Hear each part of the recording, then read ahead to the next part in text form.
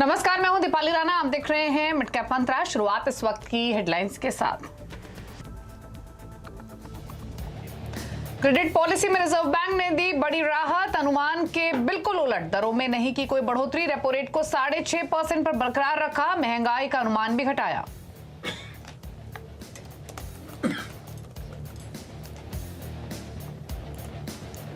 Reserve bank governor का बड़ा ऐलान। अब बैंक चुपचाप नहीं बदल पाएंगे क्रेडिट स्कोर। किसी भी तरह के बदलाव से पहले ग्राहक को जानकारी देना हुआ जरूरी। अनक्लेम रकम के लिए खास पोर्टल बनाएगा सेंट्रल बैंक। बिना क्लेम वाली रकम को मिलेगा लाइव स्टेटस।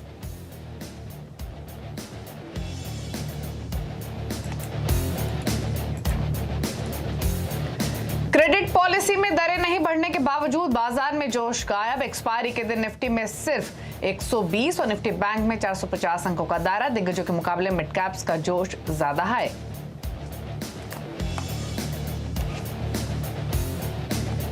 सीएनजी पीएनजी के दाम घटने का आज साफ हो सकता है रास्ता। क्रेडिट पारी कमेटी की सिफारिशों को आज मंजूरी दे सकती है सरकार। सूत्रों के मुताबिक आज शाम कैबिनेट में लग सकती है मोहर। सीएनबीसी आवाज एक्सक्लूसिव।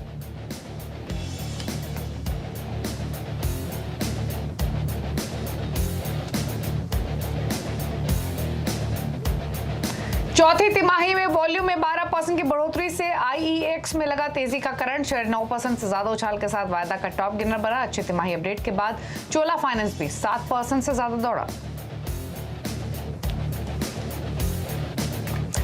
आप देख रहे हैं मिड कैप मंत्रा और बाजार में हरे निशान में कारोबार हो रहा है, लेकिन एक दायरे के अंदर। ऑल्दो क्रेडिट पॉलिसी का जो आउटकम रहा वो बाजार की एक्सपेक्टेशंस के बिल्कुल उलट रहा, लेकिन ये फैसला मार्केट को उस हद तक शेयर नहीं कर पाया जितना कि शायद कर सकता था। इस समय निफ्टी आपको 17,600 के ऊपर दिखाई दे रहा है। बढ़त के साथ ट्रेडिंग हो रही है। ऑल्दो जहां खुले वहां से बाजार ऊपर की तरफ ही बढ़ा है। दिन के ऊपरी स्तरों पर आकर इस समय निफ्टी कारोबार कर रहा है। 17,634 के मौजूदा लेवल्स, 77 अंकों की बढ़त निफ्टी में देखने को मिल रही है। बैंक निफ्टी भी एक दायरे में ट्रेड कर रहा है, हरे निशान में है। 150 अंकों तक की बढ़त इसमें देखने को मिली है। साथ ही अगर आप बाकी इंडाइसेस भी देखेंगे, मिड कैप्स में इनफैक्ट आज एक्शन खरीदारी का बना है, 0.5% ऊपर ट्रेड करते हुए। लेकिन मार्केट्स अब डे हाई पर आ चुके हैं। भले ही परसेंटेज टर्म्स में ज्यादा बढ़त ना हो, लेकिन मोमेंटम स्ट्रांग है। मिड कैप्स में एक आउट परफॉर्मेंस, 0.1% की तेजी फटाफट से। हालांकि आज जो मार्केट का मूड है वो डोमेस्टिक क्यूज पर ज्यादा काम कर रहा है, लेकिन फटाफट से एक नजर डाल लेते हैं कि विदेशी बाजारों में हो क्या रहा है।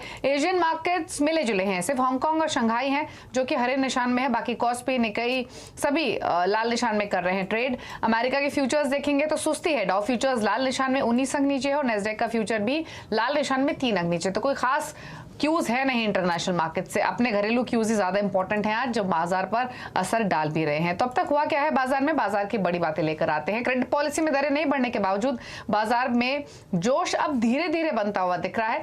निफ्टी दायरे में था, लेकिन अब दिन के ऊपरी स्तरों पर आकर कर रहा है ट्रेड। कंपैरेटिवली बैंक निफ्टी एक रेंज में आपको दिखेगा। बैंक निफ्टी में उतना एक्शन नहीं है जितना निफ्टी में दिख रहा है।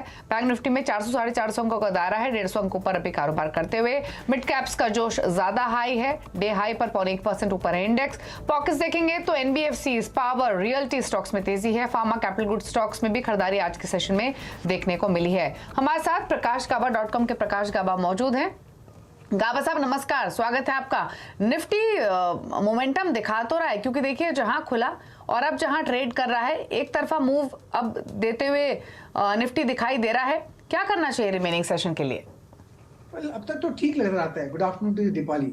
निफ्टी अब तक ट्रेड कर रहा है 17,630, स्ट्रॉन्ग सपोर्ट जोन 17,600 है। जब तक इसके ऊपर है 30 पॉइंट का स्टॉप लेना चाहिए और कंटिन्यू लॉन्ग होना चाहिए। बैंक निफ्टी इतनी तेजी नहीं दिखा रहा है, लेकिन बैंक निफ्टी को छोड़ देना चाहिए। लेकिन निफ्टी में अब भी ट्रेड ले सकते हैं, लेकिन 30 पॉइंट का स्टॉप जरूरी है। ऊपर चला जाए तो 700 भी चला जाए, हु नोस। तो रिस्क रिवॉर्ड रेशियो भी फेवर में, जहां भी हो जाता है। आज एक्सपायरी है तो 20, 25, 30 पॉइंट मिलते हैं तो एग्जिट भी कर देना चाहिए। ओके चलिए, तो इंडेक्स पर बात है, अब स्टॉक स्पेसिफिक बात कर लेते हैं। मिड कैप स्मॉल कैप्स में तो जोश हाई है आज के सेशन में। गाबा साहब कुछ ट्रेड्स निकाले हैं क्या आपने? बिल्कुल, मुझे एबी कैपिटल अच्छा लगता है। एबी कैपिटल में देखा जाए तो स्ट्रेंथ है, 159 के आसपास ट्रेड कर रहा है। लगता है 163, 164 तक जाना चाहिए, क्योंकि स्ट्रक्चरली अप मूव ऑन है, बाई सिग्नल पर है। स्टॉप होगा 157 का। बस एबी कैपिटल में थोड़ा नजर देना चाहिए ऑन द अपसाइड। दूसरा स्टॉक जो मुझे पसंद है इस वक्त वो है एशियन पेंट्स। इसका बेस बढ़िया है, सेफ स्टॉक है, 2824 ऊपर ट्रेड कर रहा है, स्टॉप लगाना चाहिए 2820 पर, 2810 का स्टॉप लगाना चाहिए। ऑन द अपसाइड करीब 2850 पॉसिबल है, तो एशियन पेंट्स पर ऑन द लॉन्ग साइड ध्यान देना चाहिए। और गावा साहब की नजर एशियन पेंट्स पर पहले से बने हुई है, पहले भी इन्होंने रेकमेंड किया ये स्टॉक, दोबारा रेकमेंड कर रहे हैं इस शो में। 2850 के target, stock consistent up move दिखा भी रहा है।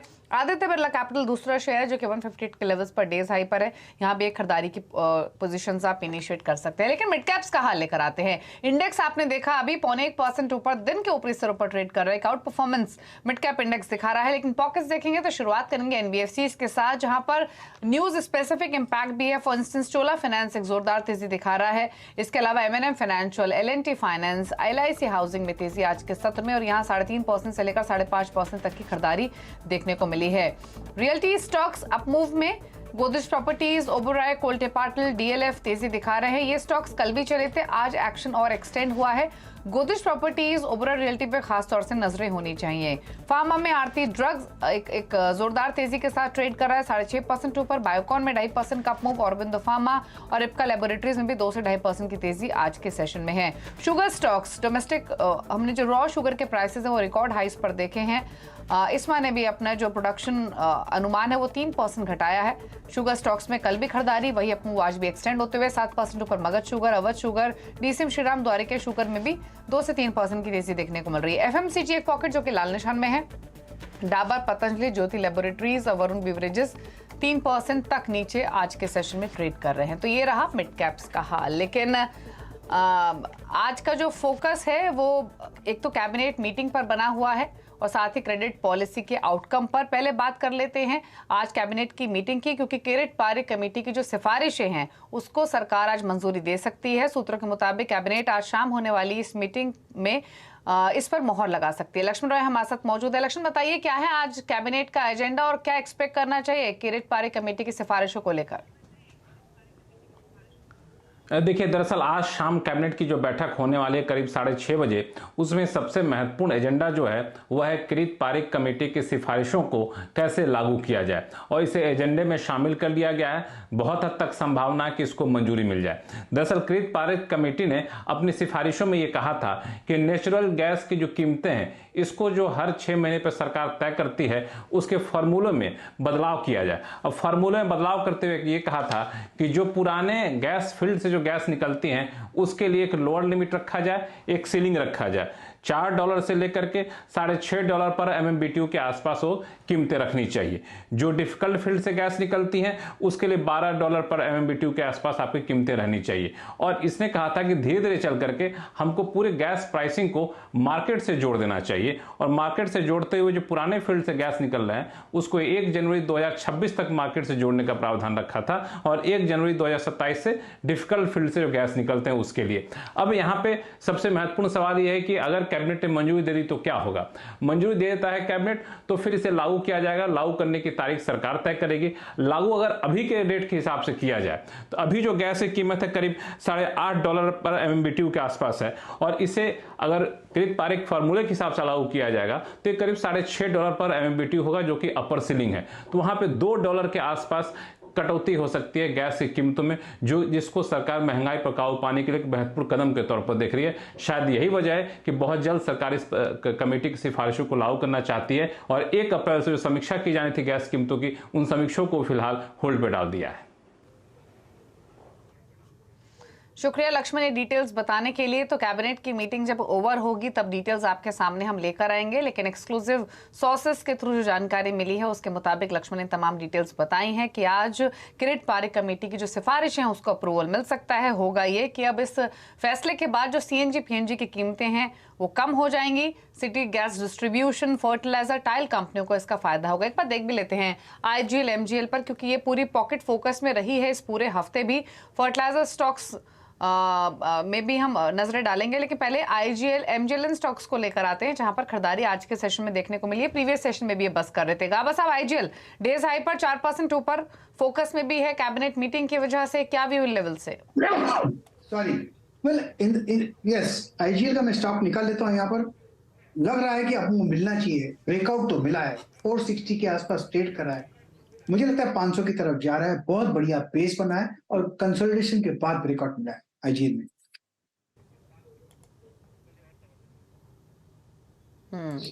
तो आईजीएल में तेजी, एक बार एमजीएल का चार्ट भी लेकर आते हैं। एमजीएल में क्या रुझान देखने को मिल रहा है? आईजीएल तो डेज हाई पर है ही, लेकिन इस पूरे ही स्पेस में रुझान तो पॉजिटिव रहा ही आज के सेशन में भी। तो एमजीएल आप देखेंगे ये 978 के लेवल्स पर ट्रेड कर रहा है। 20-21 रुपए की मजबूती इसमें देखने को मिली है। लेकिन चलिए कुछ और स्टॉक्स लेकर आते हैं आपके स्क्रीन पर। गाबा साहब, रियल्टी पैक में गोदरेज प्रॉपर्टीज को देखिए और बताइए क्या व्यू है, क्योंकि इस स्टॉक में हमने स्पेशली पिछले 2 सेशंस में एक अच्छा अपमूव देखा है और आज भी 6% ऊपर है और अब जो खरीदारी है वो फर्दर और एक्सटेंड हो रही है। क्या व्यू इन लेवल से? देखिए, गोदरेज प्रॉपर्टीज का चार्ट कल से ही अच्छा लग रहा है। पिछले हफ्ते हमने देखा एक अपमूव मिलना चाहिए था, ये अब ट्रेड कर रहा है 1118 के आसपास। मेरा टेक्निकल टारगेट इस पे 1200, वहां तक जाना चाहिए, मैटर ऑफ टाइम। स्टॉप होगा 1080 का। इसमें अगर लिफ्ट मिलती है तो गोदरेज प्रॉपर्टीज पर खरीदारी का चांस मिलता है। Yes, it's a buy move. Okay, तो 1117 पर फिलहाल ये कारोबार करते हुए आज के सेशन में। इसके अलावा एनबीएफसी स्पेस में भी अच्छी बाइंग आज के सेशन में देखने को मिल रही है। 2 स्टॉक्स लेकर आते हैं, दोनों ही डेज हाई पर है। एक तरफ है एमएनएम फाइनेंशियल जो कि 5.5% ऊपर है और दूसरी तरफ है एलएनटी फाइनेंस। यहाँ भी आपको 3.5% की तेजी दिखाई देगी। 86 के आसपास कर रहा है ट्रेड। गावा साहब, दोनों में से कौन सा बेहतर चार्ट दिख रहा है? MNM financial, LNT finance? और कंसीडरिंग ऑलरेडी एक अपमूव दिखा चुके हैं, कोई ट्रेडिंग बेट करना चाहिए या छोड़ दें? एमएनएम फाइनेंशियल में मोमेंटम तो है।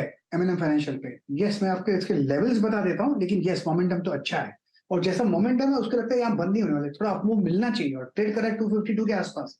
ये 265 तक जाना चाहिए। स्ट्रॉन्ग सपोर्ट जोन 245 का एमएनएम फाइनेंशियल। आई थिंक यहाँ पर एक बेहतर ट्रेड बनता है। ओके, तो एमएनएम फाइनेंशियल ज्यादा बेटर दिख रहा है 252 253 के आसपास फिलहाल कारोबार करते हुए आज के सेशन में। ऑल्दो फार्मा में भी कई आइडियाज आपको दिखाई देंगे जहां पर एक अच्छी स्ट्रेंथ दिख रही है। आईयूएल केमिकल, इसके अलावा एक आरती ड्रग्स, इस पर एक व्यू ले लेते हैं, क्योंकि आरती ड्रग्स आज ही 7% नहीं चला है। इनफैक्ट इसमें हमने पहले भी अच्छी तेजी देखी है, प्रीवियस सेशन में भी एक अच्छा अपमूव रहा है। गावा साहब, कल भी चला था ये स्टॉक और आज भी 7% ऊपर है। क्या व्यू है इन लेवल से? ले ले प्रॉफिट्स? लेने में नुकसान कभी नहीं हुआ प्रॉफिट लेने में। यस, प्रॉफिट ले लेना चाहिए, लेकिन अपमूव ऑन है आरती ड्रग्स में। 370 का स्टॉप लगाकर चलें तो मेरे ख्याल से 400 भी पॉसिबल है, लेकिन स्टॉप लगाने की जरूरत पड़ेगी। 282 पे ट्रेड करा आरती ड्रग्स। इस बीच जेएम ब्रीवरीज का स्टॉक लेकर आते हैं स्क्रीन पर। नंबर्स आए हैं, नंबर्स के बाद रिएक्शन देख लेते हैं। हालांकि नंबर्स तो खराब ही दिख रहे हैं।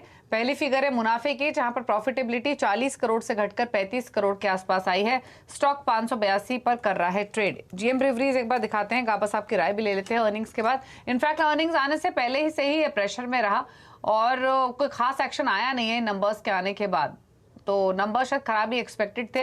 0.5% नीचे अभी भी 583 के लेवल्स पर। आय हालांकि बढ़ी है, 142 करोड़ से बढ़कर 156 करोड़ कंपनी की रही है। तो मुनाफा घटा है 40 करोड़ से घटकर 35 करोड़। जो रेवेन्यू है उसमें इजाफा रहा है और ये 156 करोड़ के आसपास आए हैं 142 करोड़ से बढ़कर। तो आय में फायदा और मुनाफे में नुकसान। गाबा साहब, इस स्टॉक पर अपनी राय दीजिए। अर्निंग्स के हिसाब से किसी ने भी अगर रेडार पर रखा हो तो क्या सजेशन लेवल वाइज? बस जीएम ब्रेवरीज की जो बात करें, हमने सुबह ही इस पर डिस्कस किया था जीएम ब्रेवरीज पर, और लगता है कि अपमूव ऑन है। 600 का टारगेट दिया था, वहां पर पहुंच चुका है। प्रॉफिट बुक कर लेना चाहिए एक बार तो। ठीक है, तो जीएम ब्रेवरीज इस बार नंबर्स भले ही मिले जुले रहे हो, 6 रुपए का डिविडेंड का भी ऐलान कंपनी ने किया है, लेकिन प्रीवियस क्वार्टर जो था क्वार्टर उसमें कंपनी ने काफी अच्छे नंबर्स पोस्ट किए थे रेवेन्यू मार्जिन्स के फ्रंट पे, लेकिन इस बार प्रॉफिटेबिलिटी थोड़ी सी इंपैक्ट होते हुए। लेकिन आगे बढ़ेंगे और अब बात करेंगे आज की क्रेडिट पॉलिसी की।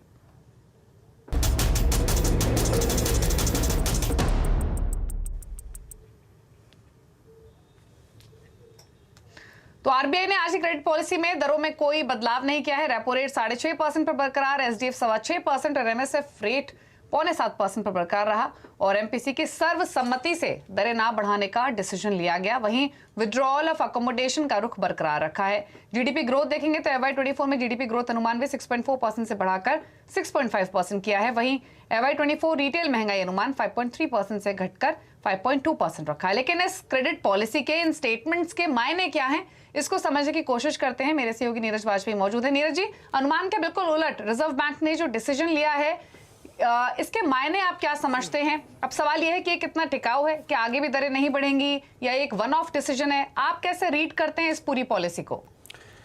देखिए, अनएक्सपेक्टेड डिसीजन था और गवर्नर साहब जब अपनी स्पीच दे रहे थे तो उन्होंने बहुत राइडर्स के साथ और बहुत कॉन्शियस होकर के ये कहा कि ये वन ऑफ डिसीजन मान के चलना चाहिए। अभी हो सकता है ये कंटिन्यू, हो सकता है ना कंटिन्यू हो। उसका रीज़न ये है कि अभी भी ग्लोबल सिचुएशन बहुत शेकी ग्राउंड पे खड़ी हुई है, बहुत फ्रजाइल है। तो ये कहना बड़ा मुश्किल है कि रेट हाइक नहीं हुई और अब ये कंटिन्यू करेगा। कारण इसका ये है कि इंडियन इन्फ्लेशन जो है, उनका अनुमान है कि शायद Q1, Q2, Q3 में सबड्यूड रहेगा या थोड़ा नीचे आया, क्योंकि साल भर में उनको लगता है 5.4 से ज़्यादा इन्फ्लेशन नहीं जाना चाहिए। लेकिन ये सब कुछ इस बात पर डिपेंड करेगा कि आने वाले 3-6 महीने किस तरह से होते हैं। इसीलिए उन्होंने कहा कि यूनानिमस डिसीजन होने के बावजूद इसमें एक राइडर है कि डेटा डिपेंडेंट है। बहुत सारे सवाल इसलिए उठते हैं क्योंकि अगर आप पूरी इकोनॉमी के हाई फ्रिक्वेंसी डेटा को देखें तो बहुत सॉलिड ग्रोथ पे चल रहे हैं। यानी कि अगर आप क्रेडिट ग्रोथ देखिए तो वो 16-17% पे चल रही है। एयर ट्रैफिक ज़बरदस्त है, होटल बहुत टैरिफ वहाँ पे निकल के आ रहे हैं, जीएसटी कलेक्शन रोबस्ट है, इनकम टैक्स कलेक्शन रोबस्ट है, पीएमआई मैन्युफैक्चरिंग या पीएमआई सर्विसेज को देखिए तो वो बहुत रोबस्ट है। तो क्या ये डेटा इन्फ्लेशन को सप्रेस करने में काम करेंगे? इकोनॉमी ग्रो कर रही है, वो उसको सबसाइड कर देगी, या फिर ये ग्रोथ पीक की तरफ इशारा कर रही है और आगे जाते हुए इसमें टेपरिंग हो जाएगी? इसलिए उन्होंने बार बार ये राइडर लगाया कि आगे की सिचुएशन डेटा पे डिपेंड होगी। इसलिए ये अभी तो एक पॉज है और आगे की स्थिति पता नहीं है। पॉज का एक मतलब ये भी होता है कि चूंकि इकोनॉमिक डिसीजन के इम्पैक्ट लैग से आते हैं, तो एक बार रोक के देखते हैं और फिर इसका इम्पैक्ट देखेंगे, फिर डिसाइड करेंगे। क्योंकि जो भारत की जो इन्फ्लेशन है वो हमारे जो टारगेट रेंज है उससे बहुत ऊपर नहीं है। जैसा कि अमेरिका के 2% टारगेट के सामने 6% इन्फ्लेशन है, हमारा टारगेट ही 4 से 6 के बीच में है, लेकिन अभी उससे बहुत ऊपर नहीं है। तो इसलिए ये रिस्क, एक कैलकुलेटेड रिस्क मैं इसको कहूँगा, आरबीआई ने लिया है और उनको ये लगता है कि देखते हैं अगली पॉलिसी या उसके बाद तक क्या सिचुएशन बनती है, उस पर डिसीजन लेंगे। लेकिन ये मान के चलना चाहिए कि फिलहाल ये पॉज नहीं है, ये टेम्परेरली मुलतवी किया गया है, डिले किया गया है। तो ये एक वन ऑफ डिसीजन है। आगे के आंकड़े, ग्लोबल सिचुएशन कैसी रहती है उसके बेसिस पे डिसीजन लिया जाएगा और शायद मार्केट ने भी उसी तरीके का रिएक्शन दिखाया भी है, उस वन ऑफ टाइप रिएक्शन दिखाया है। क्योंकि जब ये अनाउंसमेंट हुआ तो कोई खास रिएक्शन रहा नहीं, लेकिन अब धीरे धीरे बाजार ऊपर की ओर बढ़ा है और अब दिन के ऊपरी स्तरों के आसपास निफ्टी फिलहाल कारोबार करते हुए निफ्टी बैंक ऑल दायरे में है। शुक्रिया नीरज जी, पॉलिसी के मायने समझाने के लिए। रुक रहे हैं ब्रेक के लिए, ब्रेक के उस पार लाएंगे खिलाड़ी नंबर 1 का अपडेट। जल्द वापस आते हैं।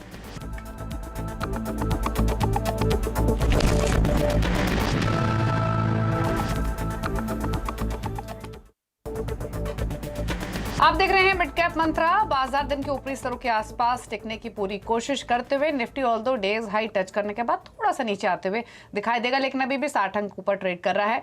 खिलाड़ी नंबर 1 का अपडेट आपके लिए लेकर आए, उससे पहले आपको बता दें कि सीएनबीसी आवाज की बादशाहत बरकरार है। दरअसल फेसबुक और यूट्यूब पर फिर से सीएनबीसी आवाज नंबर 1 बना है। अगर मार्च के कुछ आंकड़े आपको दिखाएं तो मार्च में यूट्यूब पर लगभग 2.6 करोड़ व्यूज मिले हैं। वहीं मार्च महीने में ही फेसबुक पर 70 लाख व्यूज मिले हैं। तो यानी सोशल मीडिया प्लेटफॉर्म्स पर भी सीएनबीसी आवाज की बादशाहत बरकरार है और टीवी पर तो सीएनबीसी आवाज लीडर है ही।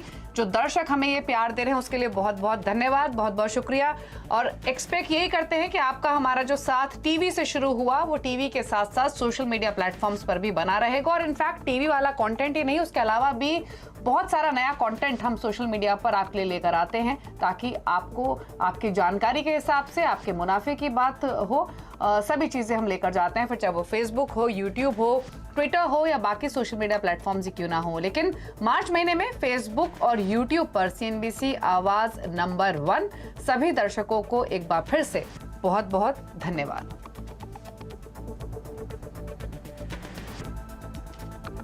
और अब बात करते हैं हमारे खास पहल मिशन स्वच्छता और पानी की। स्वच्छ भारत मिशन और संयुक्त राष्ट्र के सतत विकास लक्ष्यों के चलते इस अभियान का उद्देश्य शौचालयों के इस्तेमाल और स्वच्छता पर व्यवहार परिवर्तन लाने के लिए अरबों भारतीयों तक पहुंचाना है। अभियान 7 अप्रैल को विश्व स्वास्थ्य दिवस पर भव्य लॉन्च के साथ अपने तीसरे सीजन में प्रवेश कर रहा है।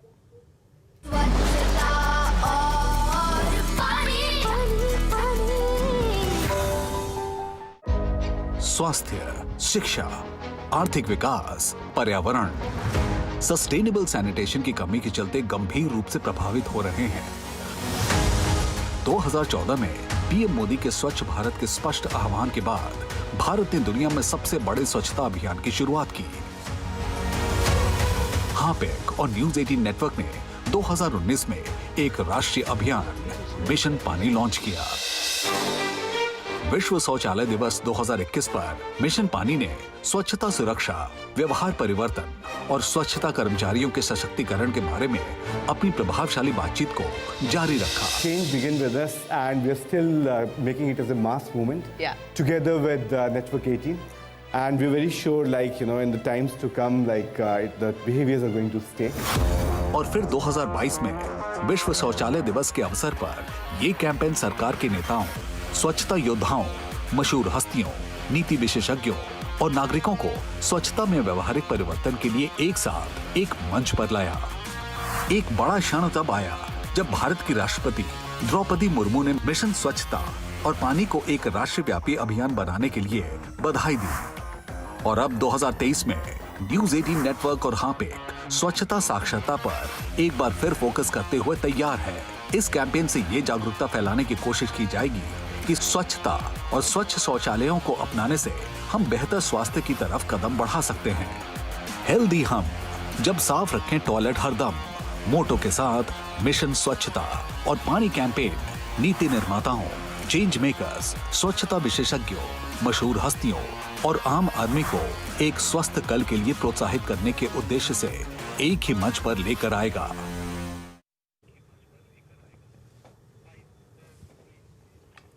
चलिए आगे बढ़ेंगे और अब क्लैडर भवन का अपडेट आपके लिए लेकर आते हैं। इस हफ्ते निर्मल बैंक की नीरव छेड़ा, एलकेपी सिक्योरिटीज के रूपक डे, मार्केट एक्सपर्ट राजन शाह के बीच मुकाबला चल रहा है।